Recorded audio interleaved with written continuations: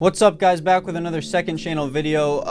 Today I want to dive into something that for a long time I didn't want to speak up about and didn't want to talk about, but I feel like I should probably get into it because so many people are asking me about it. People ask, hey, as someone who is trying to be a commentary YouTuber, which ones are your favorites? And it's tough because, you know, I'm friends with a few of these people, and the rest of them I really want to be friends with them someday and work with them. I don't want to cause any hurt feelings over things and say that certain people are my favorites and certain people I'm not. But I feel like it has come to the point where it's like, would I rather insult someone who is a friend of mine or someone that I look up to if it's gonna help me maybe get some views and get some clicks?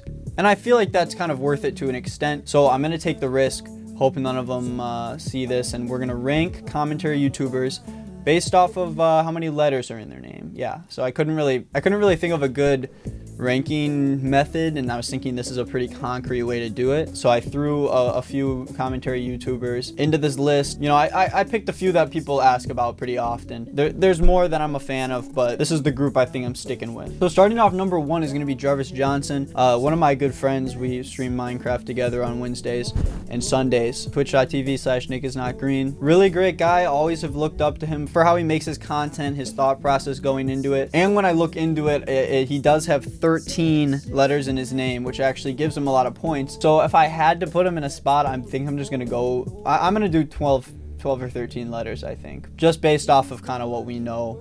Kramer, someone who I've recently gotten really into, makes a lot of videos that bring out the nostalgia in me. I feel like he's got a lot of charisma on camera, but on the other hand, he does have 11 letters in his name, which I think when it comes down to it, I don't want to go too analytical on it. I think I'm just going to drop him into the 11 letter section. Ooh, Gonzalez, someone who really gave a jump start to my channel. I look up to him a lot, think he's a really funny dude, always love what he's doing, and he does happen to have 13 letters in his name, which is probably, I think that's going to put him right next to Jarvis up there in the 12 or 13 letters category. I know that might be a controversial opinion, but you know, you have to say what you have to say, and like at this point, it's just kind of what I'm feeling, you know? I'm not gonna just put someone somewhere just to please an audience. Gus Johnson, really great character actor, makes some great skits. Love when he decides to do some commentary stuff. I think he's a really funny dude. He does really fall flat when it comes to the fact that he has 10 letters in his name, which at the end of the day is gonna put him in the 10 letters category. I think, you know, there's a chance he might move up once I have an idea of like where he kind of falls in comparison to everyone else, but I feel like that's where I'm confident right now. Oh, Burback, yeah. I really feel like I relate to Eddie in a lot of ways. I love the way he talks about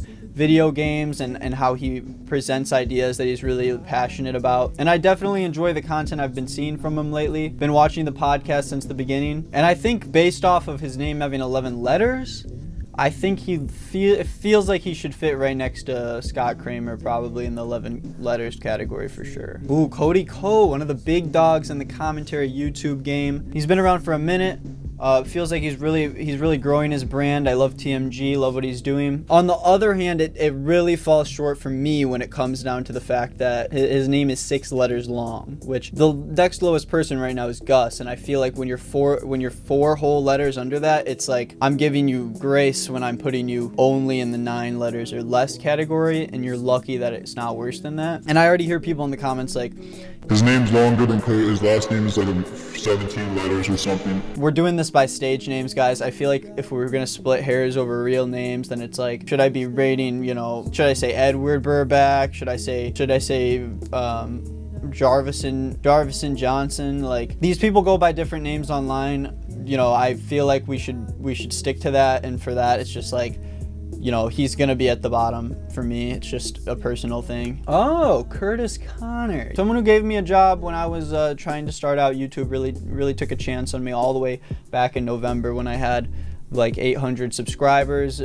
Especially in his recent videos, I feel like he has really raised the bar on the type of content that he's capable of, and editing for him in the past. You know, I really respect the way he's able to script things out and the jokes he tells. Luckily for him, his name falls in the 12 letter category, which for me, it's like I already have 2 people up in that category, but at the end of the day, it's like I'm so firm on the stance that he has 12 letters in his name that I just don't see a way that I'm gonna go, you know, lower than that. Then we've got Drew Gooden, who I've always appreciated his content. Love when he like ranks different things, when he puts statistics into commentary, and then when he watches like TV shows and movies and stuff that I wouldn't normally watch, and gives me a new perspective on it.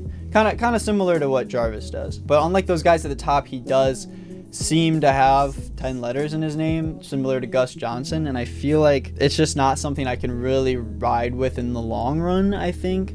So I think I'm just gonna probably put him there. Now when it comes to me, I think my content is kind of just, you know, my content really falls in the footsteps of a lot of these guys who've been around for a minute. I spent a lot of time watching these creators.